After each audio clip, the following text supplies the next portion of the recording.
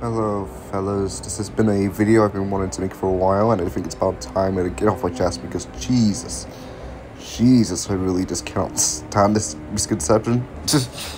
Okay, so where do I begin? Well, Michael can't fucking beat the entity. He can't. Like, just because he's the embodiment of evil, doesn't mean shit. Like, it's never meant to be taken literally in the film.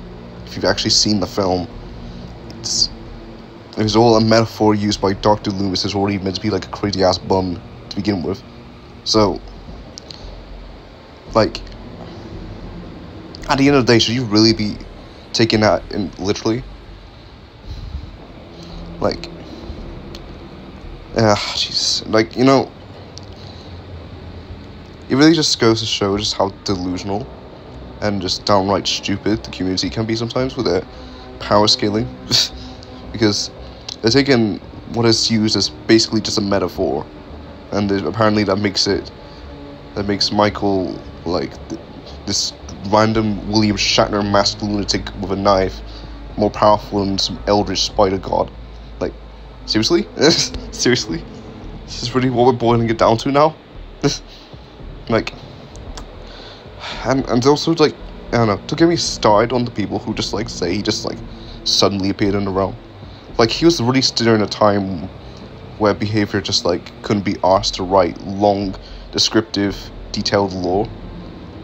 Like, it was all written, because around the time, were all written, like, ambiguously.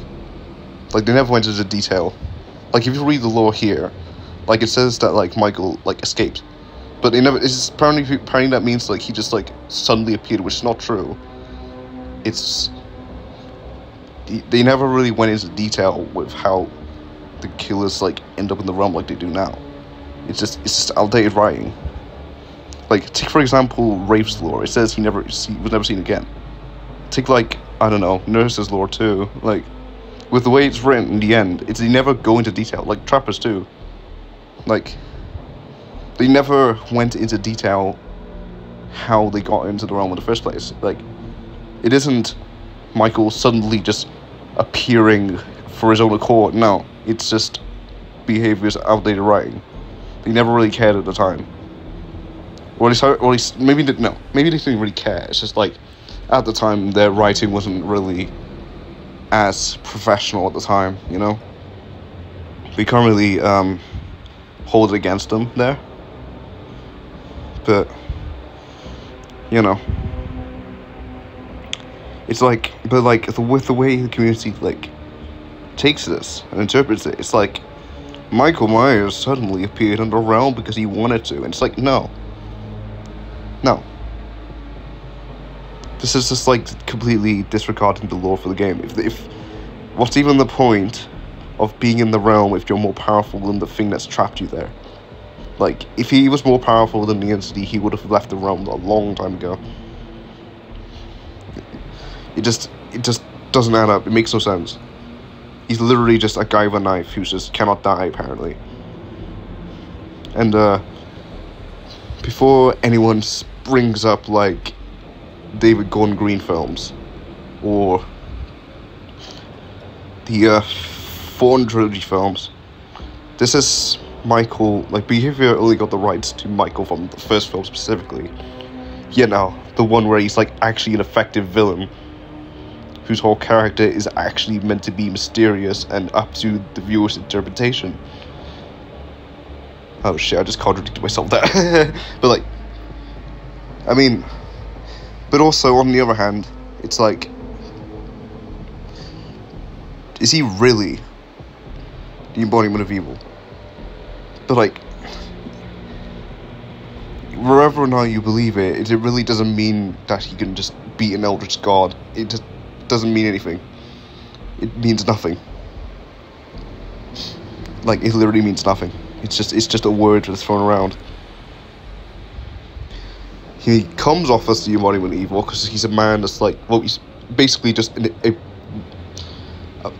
for how I interpret him, he's literally just a pitch black void in the form of a man. going around murdering as many people as he possibly can for reasons that you're not meant to know. You're not really meant to know why he's like this. He's meant to be mysterious, and just, you know, giving meaning to like him being the embodiment of evil and shit is just not really the point of his character. It's the problem with these David Gordon Green films. Like, the writing is just so shit and they just disregard the point of his character by giving the meaning to him being the embodiment of evil. They over dramatize it. They over dramatize it because the whole town goes crazy, and people would like describing Michael in like the most eldritch verbs they could possibly use. It's just dumb. It's really dumb. It's not natural for the way they do it. And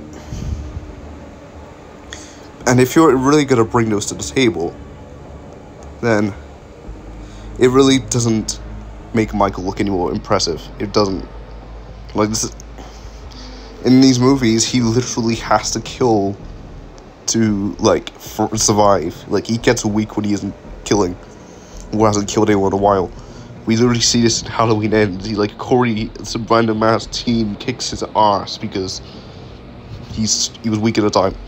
I know people would interpret it as like, I know people like always like bring up that scene and like talk about it as if like Michael was like at this peak strength. So that's why people were so pissed off about it. But it's like, he wasn't. People like really just like, that scene actually generally went over people's heads. It's quite funny. He was weak at the time. He couldn't fight back because he was weaker. He hasn't killed anyone. He was just alone, beaten in some fucking sewers. But I'm just rambling on. But the point is, I think the community in Dead by Daylight do not understand Michael Myers, and they do not understand why he's the embodiment of evil, because you're not meant to. You don't. And so, you know, that's been it for today. Thanks for watching, I guess. But see ya.